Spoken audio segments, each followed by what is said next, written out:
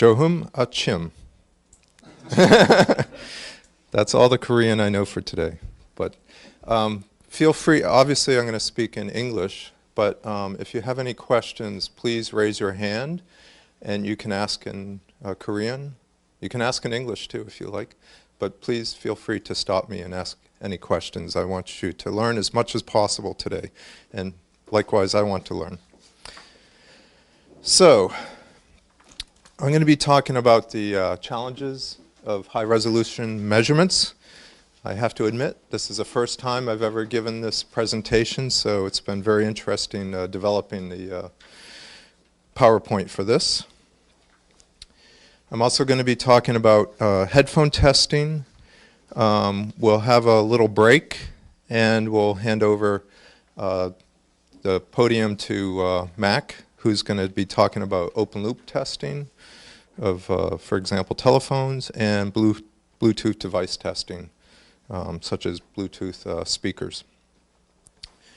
And then I'm going to finish off after lunch with headphone target equalization, as well as distortion audibility. So let's get started. So this was kind of a trip down memory lane for me, because in 1986, this was my apartment. This was my classical guitar instructor and his friend. And one of my friends had just got his hands on a Sony PCM F1. Probably a lot of you aren't old enough to remember that, but that was one of the first consumer digital recorders. It recorded at 44.1 kilohertz and 16 bits. That was exciting. That was not too long after the Sony CD player came out, which did the same. What was interesting too was I decided to use B&K measurement microphones to do the recording, because they were famous for being high quality. And I had 3 different B&K microphones. I had the measurement mics, which is called 4133, which goes out to 40 kilohertz. I had a higher sensitivity B&K 4165, which went out just above 20 kilohertz and then dropped off dramatically. And then I even had a B&K studio microphone, which was based on the measurement mics, which went out to, I think, about 30 kilohertz.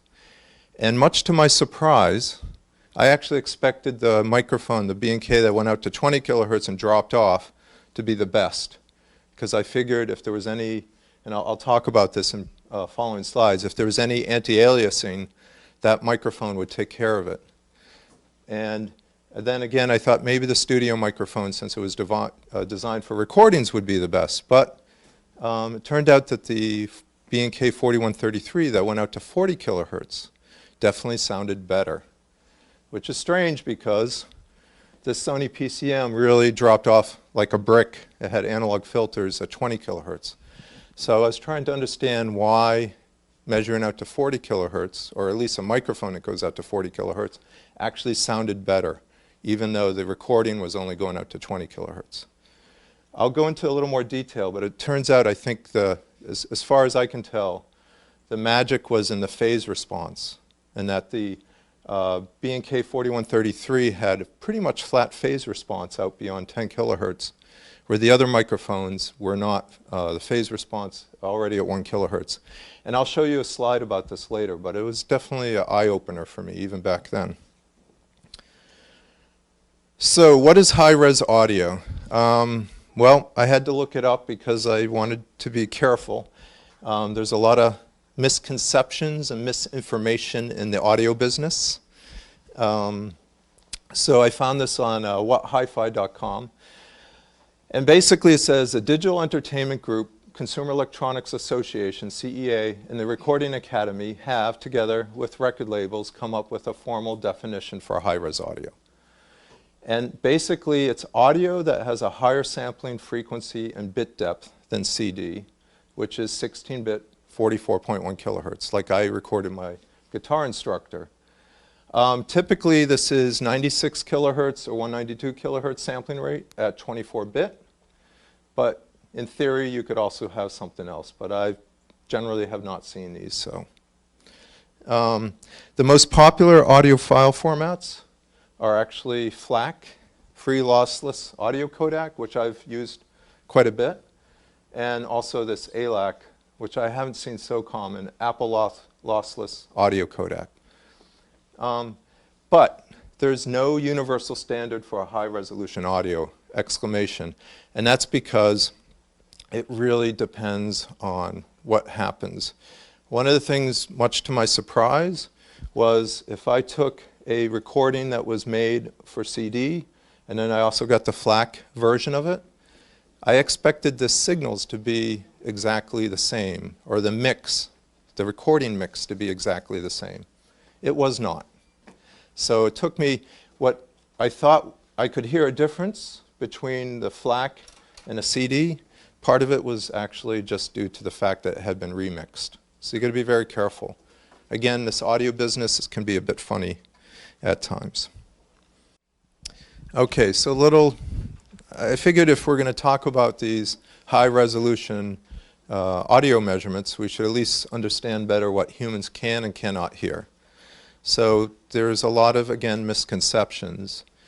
And the first misconception is that 16 bits is not enough for human hearing. So if you look at these Fletcher-Munson loudness curves, this basically shows the human hearing sensitivity versus frequency and level. And right away you can tell that the human ear is very nonlinear. It's not these flat lines.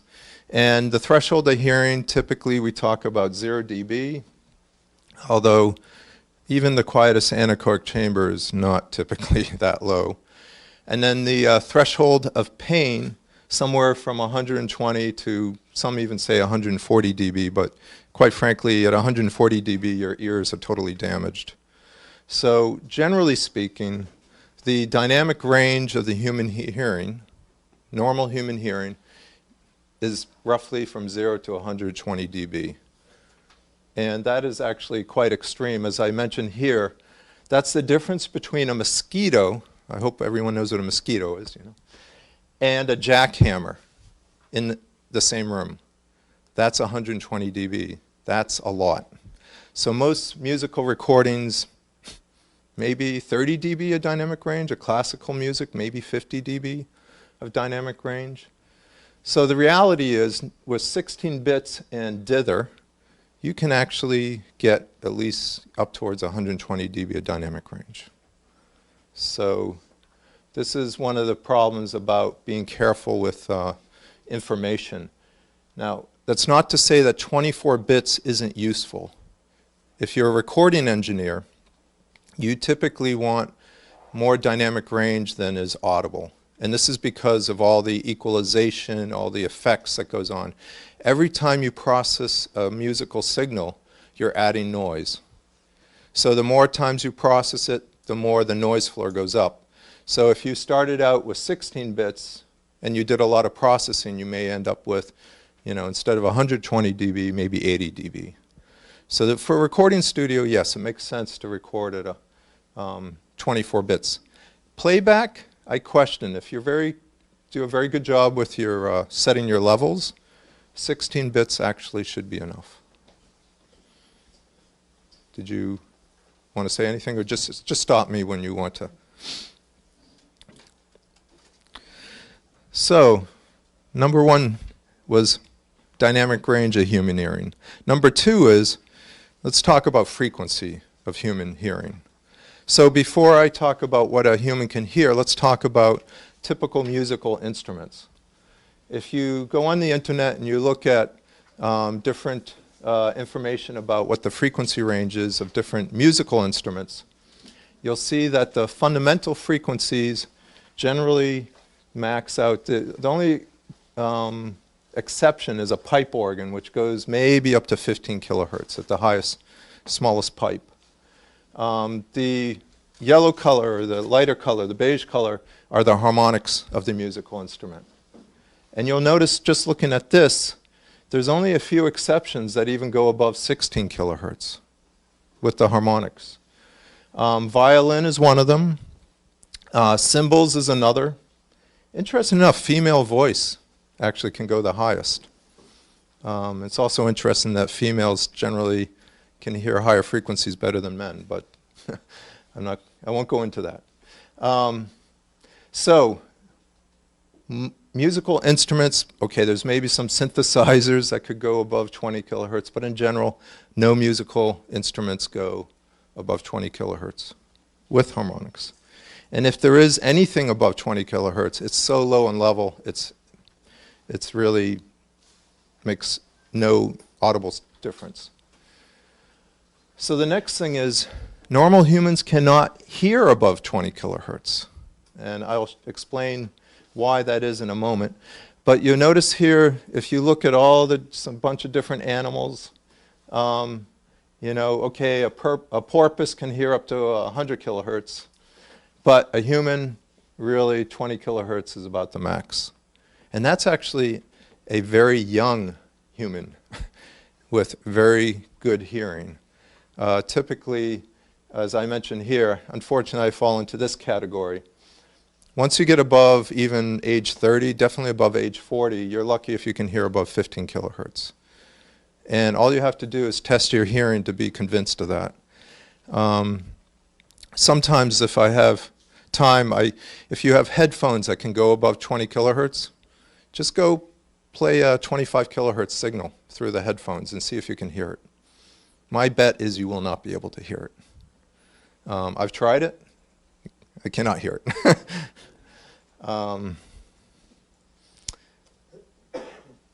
So why can't the human ear hear above 20 kilohertz? So this is what's inside the human ear.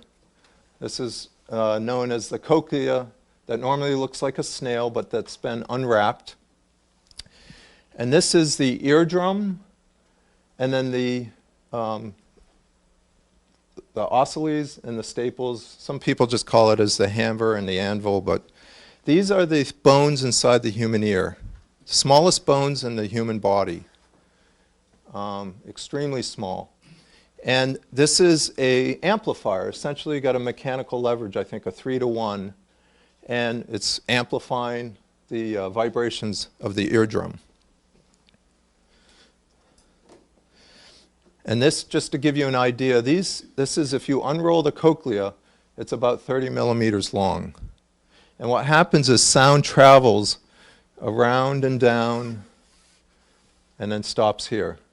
Lowest frequencies are here, highest frequencies are here. What I don't show is the hair cells, the cilia, inside the cochlea. And the way the hair cells are grouped, the really tiniest hairs are actually at the entrance of the cochlea. And unfortunately, those are the first ones to get damaged. So if you have some high impulsive sounds, they are typically the ones that get ruined first. And then the low frequencies, not such a problem, especially the hair cells down here typically are the last ones to go. So why does this matter? Well, this matters because this actually proves why humans cannot hear above 20 kilohertz. So the first thing is, if you look, this is kind of shown backwards on purpose. So we got 20 kilohertz here, which corresponds to this point, and then 20 hertz here, which corresponds to technically here or the other end of the basilar membrane. And you can see the sensitivity of the human ear at 20 kilohertz goes down dramatically. And this is because of the mechanical impedance here of the ocelles. There is a mechanical impedance which literally makes it impossible to react fast enough to frequencies above 20 kilohertz. It's very, essentially, it's very stiff and cannot vibrate that fast.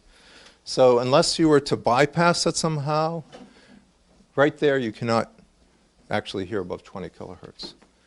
And this is not me talking. This is tons of auditory books on physiology of the human hearing. And this has all been known for quite some time. And then there's another thing called masking curves, which I'm not going to get into a lot of detail today. But this explains why the human hearing is kind of, it cannot hear very discrete tones when they're next to each other. I will talk a little bit about this when I talk about distortion audibility and what we can hear. But basically, you could think of these as the filters inside the human ear, and these filters have to do with the arrangement of the hair cells in the basilar membrane. And they get wider at low frequencies and at high frequencies, and wider at higher levels. Okay, so the question becomes, well, if we can't hear above 20 kilohertz, and there are no musical instruments that produce sound above 20 kilohertz, why bother recording or measuring above 20 kilohertz? So the simplest answer that I can give or explanation is, I like to just call it headroom. Typically, to get a flat frequency response, both magnitude and phase is really a key word there, we have to actually go beyond 20 kilohertz. And typically, just as a general rule of thumb, I always like to say a factor of 2. If you want to measure something very accurately to 20 kilohertz, you probably need to go out to 40 kilohertz at least. And this is because if you look at the resonance of any system, all speakers, for example, headphones, loudspeakers, microphones, they all have resonances, and typically at some high frequency, the cone or the diaphragm starts to break up. And when it starts to break up, bad things happen. It just doesn't sound as good. It generally becomes chaotic. So if you have for example, a microphone that can go out to 40 kilohertz, typically its resonance frequency might even be at half of that, or it might be in the range of 30 kilohertz. So if you had a microphone that's flat out to 20 kilohertz, you definitely have a resonance that's somewhere below 20 kilohertz. And I'll show you some graphs later. By definition, at resonance, you have a 90-degree phase shift. So if you want flat phase response up to 20 kilohertz, generally speaking, you got to go at least twice that frequency. So there are some drawbacks, though, of course, of trying to go above 20 kilohertz. And I'll have some slides with some actual measurements to show you. But in principle, by the way, this is an excellent website. I got a lot of my information off this. You can tell it has a lot to do with these personal music players that can play back at 192 kilohertz sampling rate. Pono, Neil Young Advocate, for example. But if you now introduce a system that can go out to 100 kilohertz, you got to be very careful. We can get inaudible frequencies. If I put a 30 kilohertz tone and a 33 kilohertz tone together, I can get intermodulation products.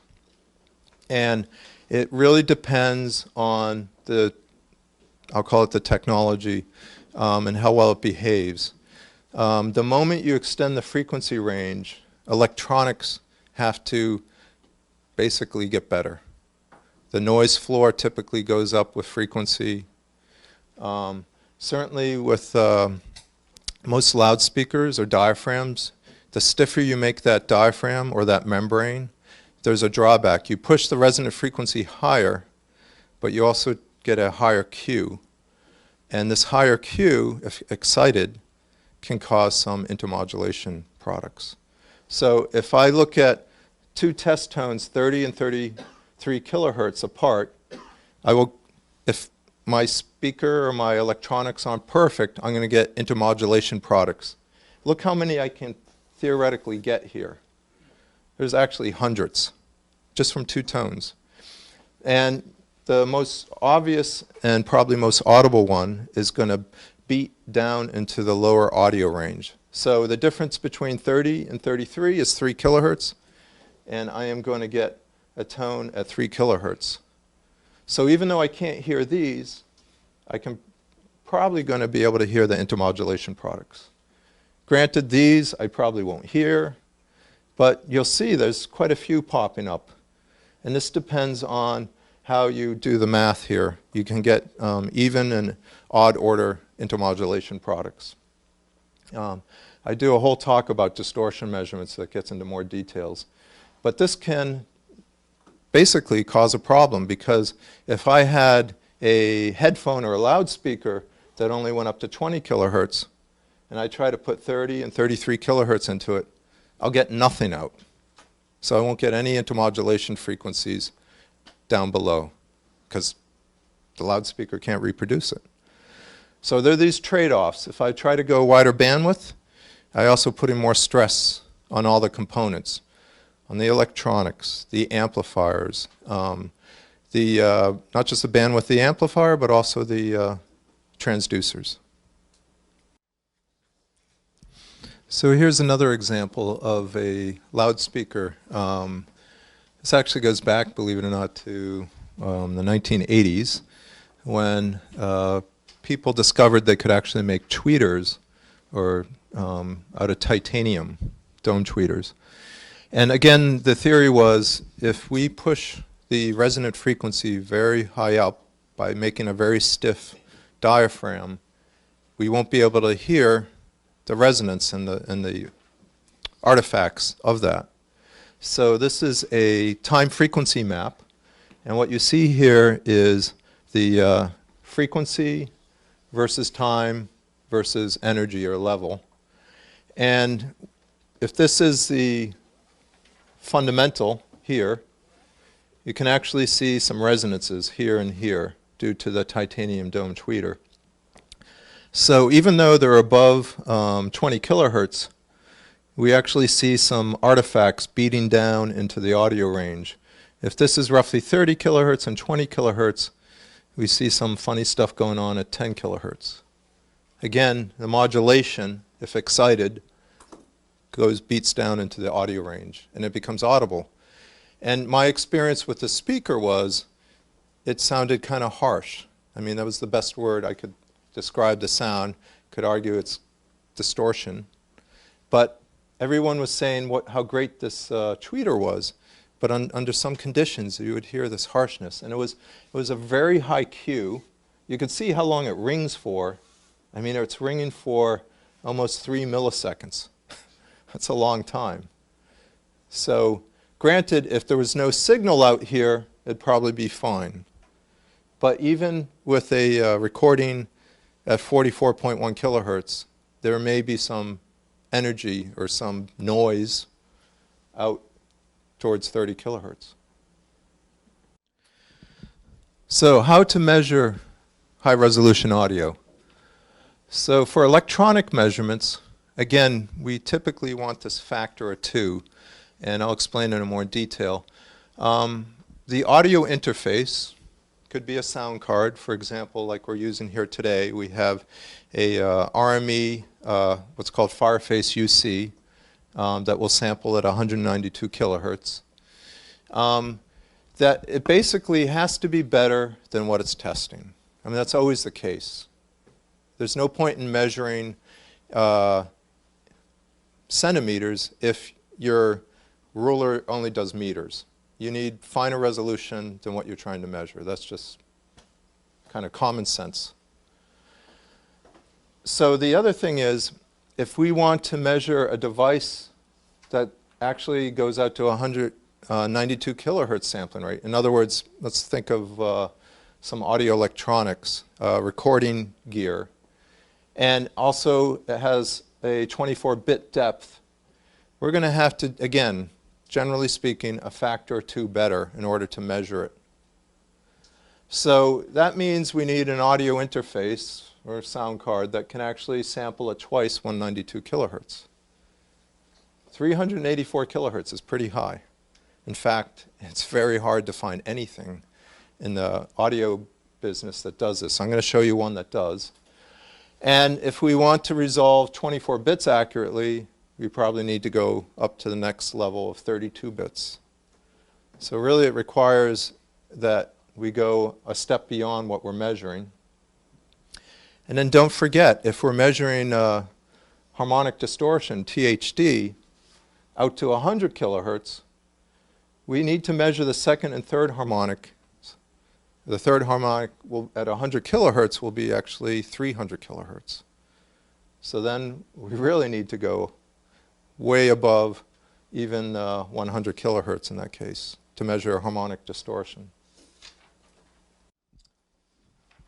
Okay, so right now, Listen's hardware offering, we do have a audio interface that will sample out to 192 kilohertz and 24 bits with a dynamic range of about 117 dB. So actually it's extremely good performance. In fact, it's one of the best, I would say, measuring interfaces out there. But if I want to go out higher than 192 kilohertz, what can I do?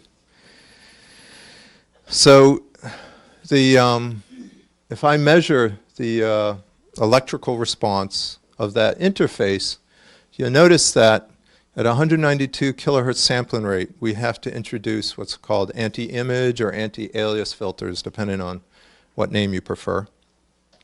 And basically that means that the highest frequency we can measure is a little less than twice the sampling rate.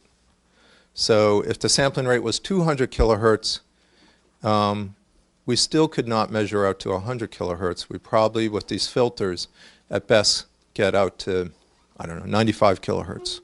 At 192 kilohertz sampling rate, really the highest we can go is around 90, 92 maybe at the most. And it's really going to only be flat because at some point, in order to prevent these alias components from coming back into the audio range, we're probably going to have to roll this off, and it's about 3 dB down at 67 kilohertz. But generally speaking, there's very few transducers that even go above 30 kilohertz. So most of the measurements I'm going to show you on headphones was actually done with this audio interface. You can also see the phase response down here, and as I mentioned before, even at 10 kilohertz it's starting to deviate now, which is, we can correct for this because it's an electronic measurement, but if we were doing a recording, you really can't correct for it. But this is a measurement. So as an alternative, we went looking for an audio interface that would go at 384 kilohertz. This is a $7,000 recording studio audio interface, sound card if you want to call it that. And it is 32 bits and actually has a dynamic range of 129 output and 123 input. This is really unheard of. This is the best I have seen to date. And we are currently playing with this as a potential alternative to measure out beyond 100 kilohertz. But this, you pay a price.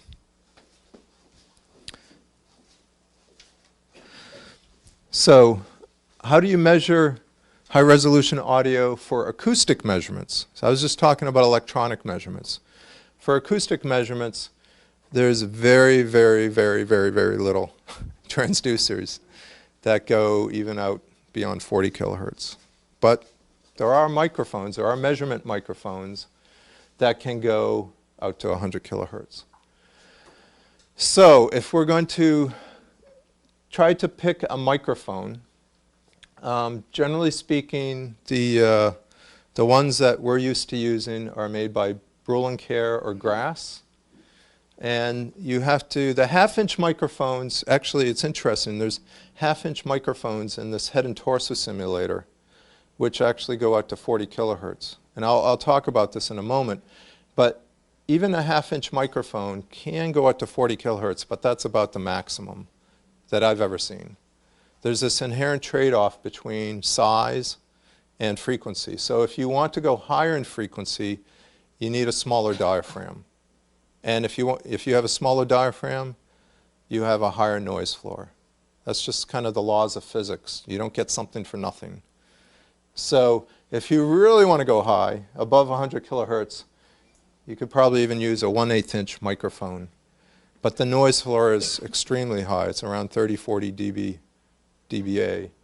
So it would not make a good recording microphone. But anyhow, this is just to show you that there are microphones that can go above or go out to 100 kilohertz fairly flat. So I forgot to show you one slide before I talk about ear simulators. So this was, again, a measurement I made on the Stax headphones, as you saw, going out to 42 kilohertz.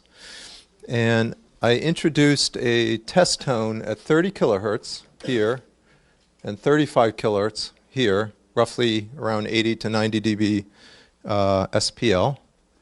And if the Stax headphones was perfect, nothing's perfect, I wouldn't see anything but those two tones. But the reality is I see intermodulation products. And in particular, again, the difference between those two tones is 5 kilohertz. So what do I see at 5 kilohertz?